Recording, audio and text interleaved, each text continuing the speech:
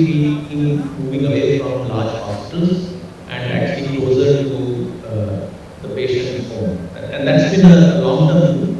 What has actually happened is COVID has actually accelerated it. So that's, first of all, that's really the major change that we've seen, that we're all observing. It has been going on for some time, and all of a sudden it's become big.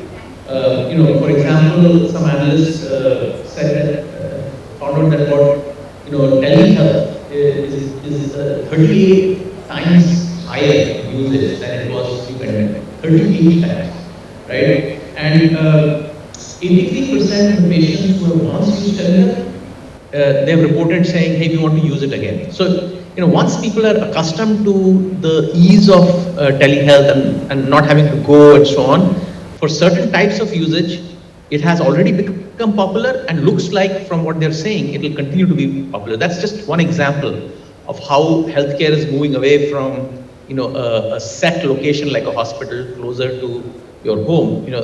Home delivery of medicines is another example of where, things are moving closer to you.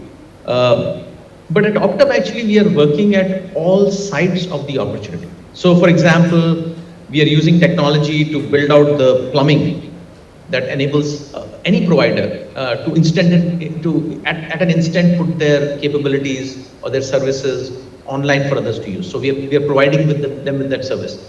On the flip side, as a payer, we are also trying to innovate and come up with telehealth oriented policies which can be 20 or 30% cheaper than regular policies. So we are trying to work at it from all sides and trying to solve and seeing how can we make it simpler, easier, better for both providers as well as consumers to use some of these newer emerging technologies. And of course, it's not just the location of care, it's also about the quality of care, right? For instance, in the US, traditionally, a lot of healthcare has been fee for service. In other words, every time you show up, you pay.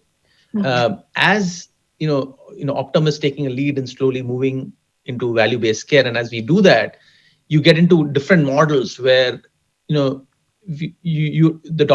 provider is actually incented to keep you healthy and away from visiting him than to have you visit them again and again. So they have actually an incentive to keep you healthier, which is the way healthcare should work. So it's no longer sick care, but it's actually healthcare. So those are some of the interesting things we are seeing happen, to answer your question. And again, I'll end it by saying that a lot of these have actually been happening in the background. The pandemic has actually just accelerated some of those movements. Well, some wonderful anecdotes around healthcare you shared with us today.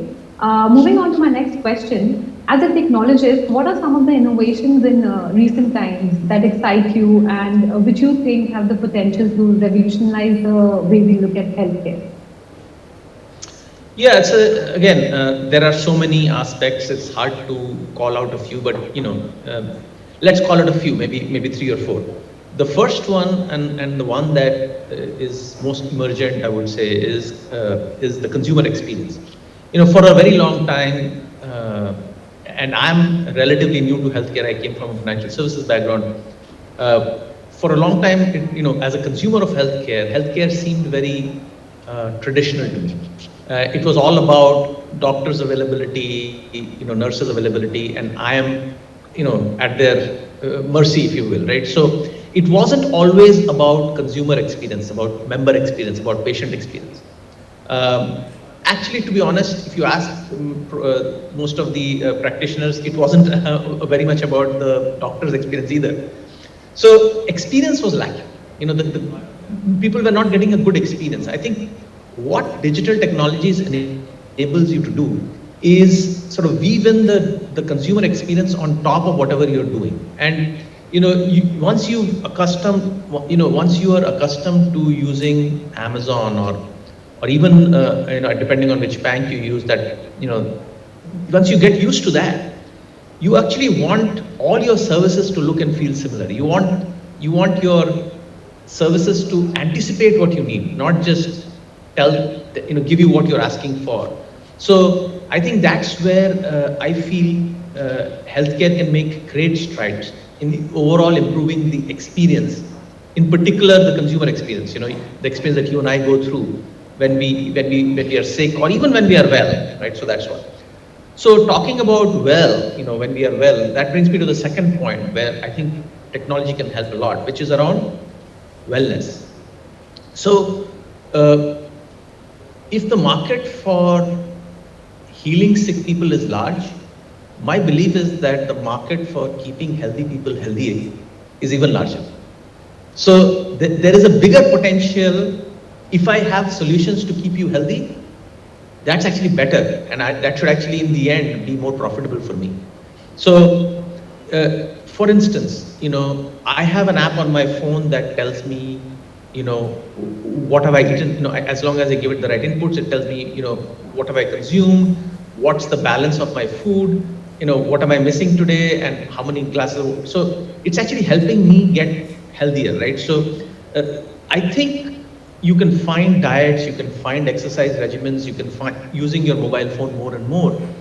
And I feel that's just an example of a way in which digital technologies or technology can enable wellness in a pretty pervasive way. Uh, there's another aspect of technology which is, I think, more often talked about, but perhaps less understood, is about actually predicting health events. In many cases, we are reacting to an event. So, someone with a high blood sugar uh, gets into a, a bad situation, right? And that happens quite often. The question is, what can we do to anticipate that? What are the markers? What are the evidences? Is he wearing a watch? Can that watch give me some signals of how he's doing? And then can I be proactive about it? When he wakes up in the morning, can I tell him, hey, your vitals look a little off. Mhm. Do you mind just doing a quick prick and checking your blood sugar? What is preventing me from doing that? There are good reasons why I can do that, because very often you don't have longitudinal data of one single patient over a long number of years. Sometimes you don't have that because that data is lying with different pockets of the healthcare system, and healthcare systems are not connected. So that brings me to the fourth aspect, which is building out platforms that interconnect the different systems of a healthcare um, of the healthcare system. So, just let's talk about you, Alka. In your last 10 years, you must have been to at least 10 different doctors, right? You must have had your blood checked at 5 different places at, so many different times. If I asked you, okay, how is your HbA1c doing over the last 5 years? You will not be able to give me a comprehensive answer simply because you don't have it. So that's in a very simple nutshell, you see the problem of longitudinal data, right? Imagine if I had that data, I could put it through an AI system and start monitoring your vitals and combining these two data streams to actually inform you what's that there. I may not be able to diagnose you yet, but I may be able to tell you something is off. This is not your typical behavior. Maybe you should do something else. Maybe you should look at your blood pressure or your blood sugar or something else. It can also help doctors prevent misdiagnosis, or sometimes maybe 10 years ago you had an allergic reaction to a certain drug that you took, maybe, but the doctor that you're going to today doesn't know that, right? So he may be prescribing you a drug that has that same active ingredient in it without knowing it. Now, if I have the longitudinal data and if I have the analytic engine, I can tell him at in real time as he's prescribing or she's prescribing the medicine that, hey, you may want to revisit this because 10 years ago, Alka had allergic reaction to this. Imagine if I could do that. And that's about the interconnectedness of data, and with consent, obviously. Once you give your consent, then can I pull all the data together and put it in one place to do this kind of diag. So that's the fourth aspect that I think is emergent and very interesting. Given the kind of innovation happening around us, you've really nicely summed up your thoughts on innovation. For my last question, I want to ask you, what would be your advice to technology enthusiasts, who are looking to create a mark for themselves within the healthcare space? It's a good point. I think all walks of life, even as technologists, my advice would be, and regardless of whether it's healthcare or social media, the key is to always put the customer at the center of it, not technology at the center of it.